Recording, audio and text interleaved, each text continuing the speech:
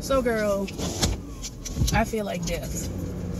And I tried to go to the clinic, but the clinic was, honey, the lines, because everybody else feel like death too.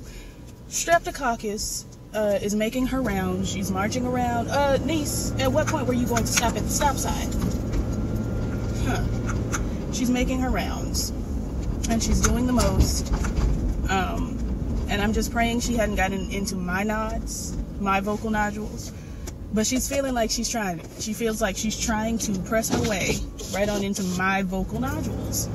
And I don't feel like all that. But that's not what I'm here for. I'm here to talk about music. I want to holler at you girls about music. As we all know, I don't see it for Brunhilde Mars. I couldn't see it for her with or without glasses. I could not see it for her with the eyes of our Heavenly Father. I don't see it for Brunhilde. Now, I do like the album, but the personality I cannot do. And I was reflecting on Brunhilde last night or the night before. I don't remember. It's all running together.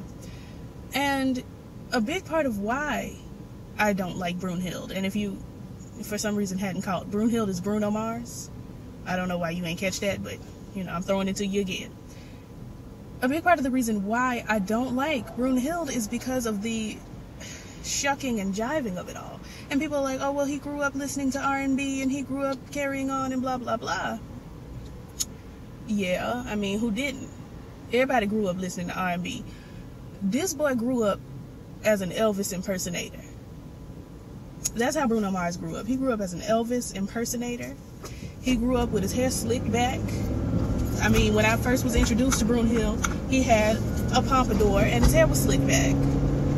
So then we're talking about, oh, well, you know, his hair, he's just naturally curly and he's just out here and carrying on. Okay, ain't nobody saying he can't have his natural curly hair.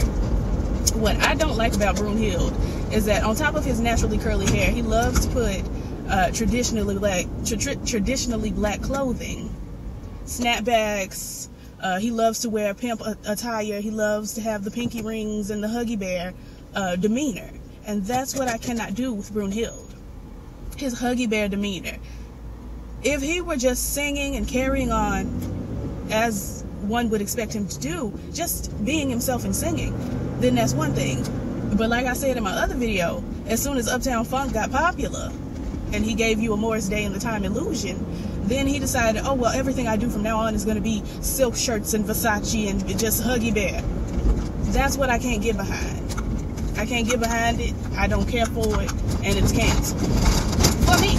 Now, I'm not telling nobody they can't love Brunhilde. I know Beautiful Soul. If you're watching, Auntie, I know you love you some Bruno Mars. And that's fine. Like I said, his album was good. I just can't do it. Moving on to other artists that I cannot do. In the same vein, Justin Timberlake. Justin Timberlake is the same thing, but a little bit opposite in that he was doing all the shucking and jiving at a time where we really didn't pay too much attention to it. We just let him have, you know, his blonde cornrows, and we let him have Timberland over there. Timberland loves to work with a white artist, don't he? No shade, Nelly Furtado. We love you. She ain't white, but she whitish. But it's just, Justin, he was giving you all the black illusions with none of the black. We ain't never seen that boy with a black woman, and all the black he was doing. Until he ripped Janet's titty out her ensemble, her shirt.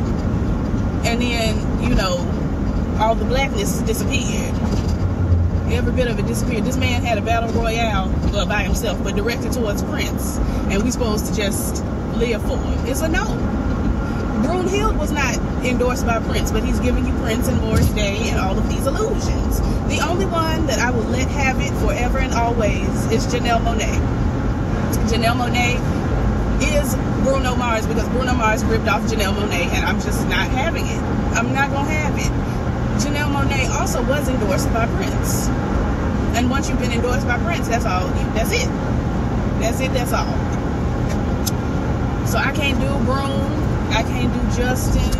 I will always allow, well, I'm not going to say always, but for all my knowing, for the past decade,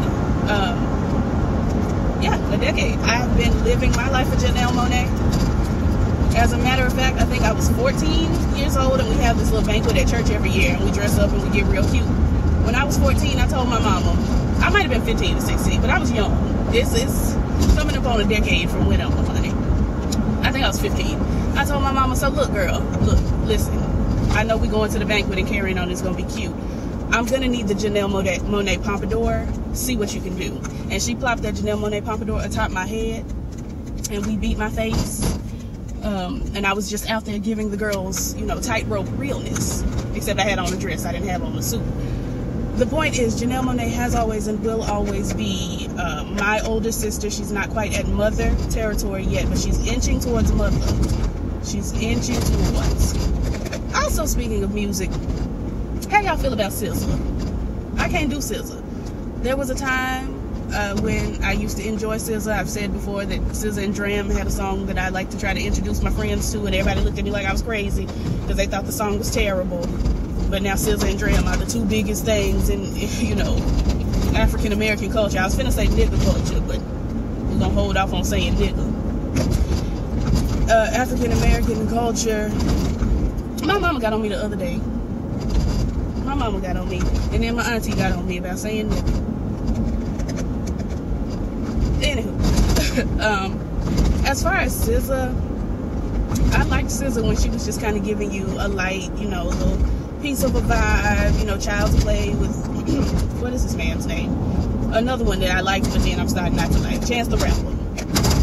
When, you know, she was giving you just a light vibe, a little, you know, I feel like I'm high when I'm listening to this, but I'm not high though. That kind of tune, I enjoyed. But then she, I don't know, something changed with me with SZA, and I don't care nothing about her man being my man, being her man, and her that's your man, and every Thursday, you know, I have them, but then come Friday, I don't care nothing about it.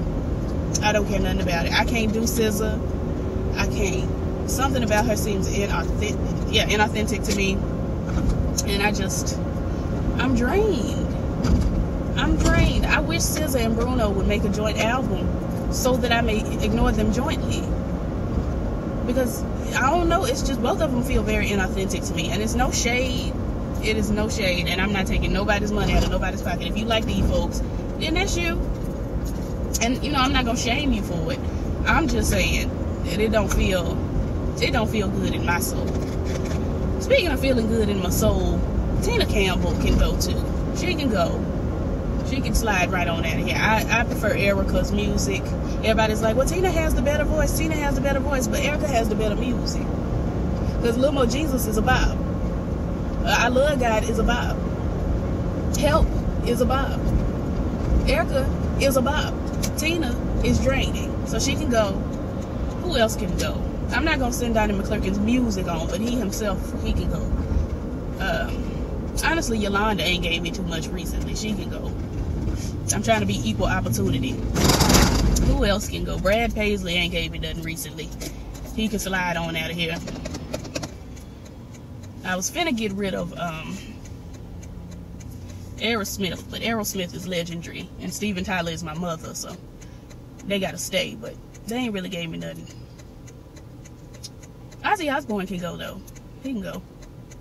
Anyway, who are y'all's music faves and not faves? I ain't said nothing about my faves. We all know Beyonce is one of my faves.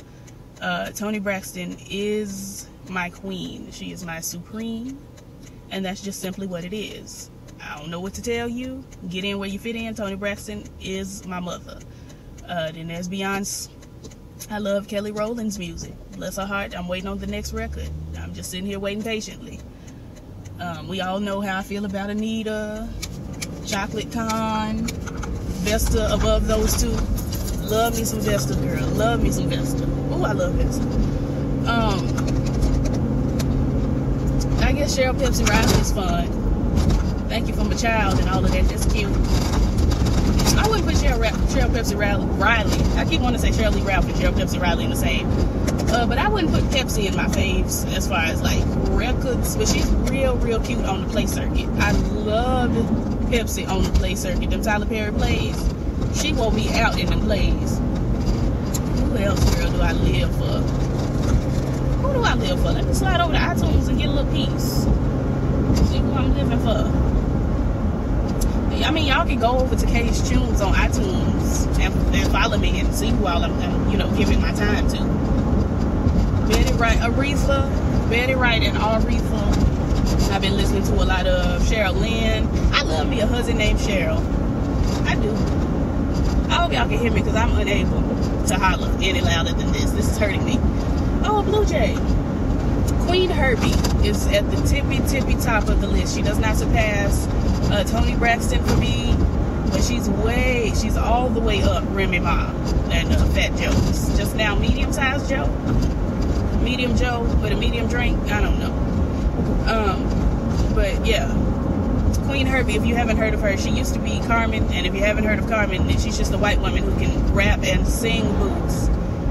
Speaking of singing boots, Yebba Abby is her name, and she's reversed it, and she's going by Yebba. And listen, I have seen Yebba in person. She was going by Abby at that time. About, 2-3 years ago, I sat in front of Yebba, and that girl, my hairline has receded. You see how far back my hair started on my forehead? That's all Yebba. That's all her. If you haven't heard her single Evergreen, I don't know what you're doing with your life, but do look for it. It's on YouTube. Just type in YEBBA, and Evergreen should pop up. It should. But she's on I can't think of the name right now, but she's on Sam Smith's album too, and she eats that song. So Yebba's way up there in my faves. And again, she only has 2 recorded songs under her belt, but seeing her live, I almost took my bra off and threw it on stage just for no reason, just because she was singing so good.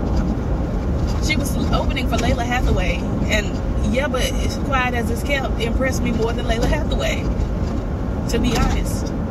Anyway, girl, Layla's up there in my faves as far as vocals. Brandy, we know Brandy is there. You can't speak on, K's legendary faves without speaking on Brandy and Queen Latifah and MC Lyte if we gonna talk about, rapping and carrying on. Girl, what all is this? What is this? Anyway, child. But I just really came here to tell y'all Bruno Mars and SZA get on my nerves. But drop down in the comments who your faves are. I'm sure I forgot somebody, and y'all gonna comment and be like, how could I have forgotten the legendary mother? But yeah, just drop them down and let me know who y'all like, who y'all don't like. And I'll call y'all probably tomorrow. I'm finna get in here and try to heal. Get over this feeling that I'm feeling. I got some ginger tea I'm finna drink. I've been doing apple cider vinegar and lozenges and all sorts of things. I think I'm finna slide into this liquor store, give me a little piece of whiskey, all of that. So, for a toddy, not just to have whiskey, but for a toddy.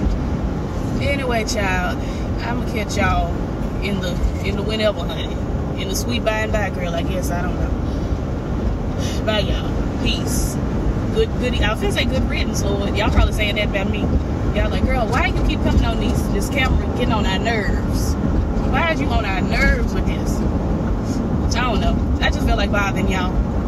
Anywho, child, let me scooch on. Peace.